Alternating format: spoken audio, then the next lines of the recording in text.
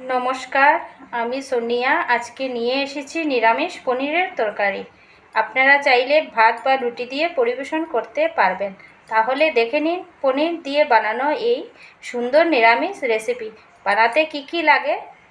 আমি এখানে 200 গ্রাম পনির নিয়েছি। দুটো বড় আলু চোখো চোখো করে কেটে ধুয়ে রেখেছি। গ্যাসটা জ্বালিয়ে কড়াইটা বসিয়ে দিয়েছি। কড়াইয়ে দিয়ে দেব সাদা তেল। আপনারা চাইলে সরষের তেল দিয়ে করতে পারেন। তেলের মধ্যে দিয়ে দিয়েছি আলুগুলো। ওই তেল অল্প হলুদ দিয়ে দেব।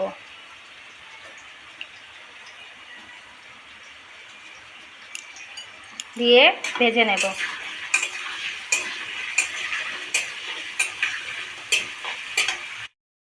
আলুগুলো ভাজা হয়ে গেছে, এখন নামিয়ে নেব। আর ওই তেলেই দিয়ে দেব পনিরগুলো। অল্প হলুদ দিয়ে পনিরগুলো নামিয়ে নেব ভেজে।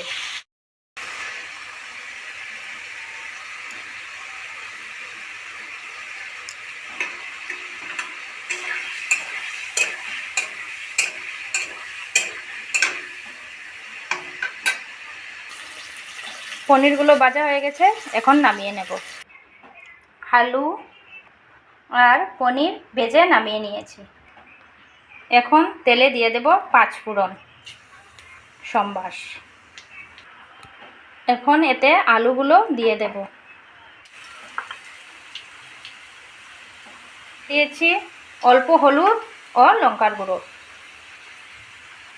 আর স্বাদ অনুযায়ী নুন দিয়ে দেবে। দিয়ে নাড়িয়ে চাড়িয়ে নেবে।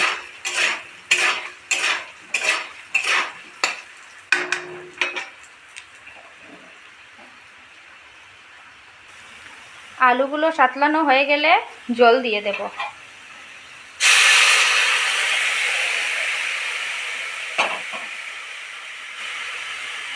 সিদ্ধ হয়ে আসলে আলুগুলো সিদ্ধ হয়ে আসলে পনিরগুলো দিয়ে নামিয়ে নেব।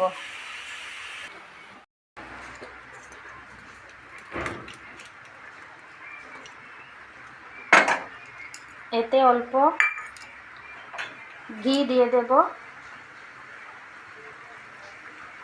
আর অল্প গরম মশলা দিয়ে নামিয়ে নেব।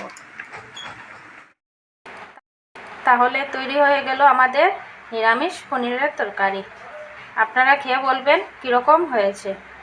ভালো লাগলে ভিডিওটি শেয়ার করবেন এবং লাইক আর কমেন্ট করবেন।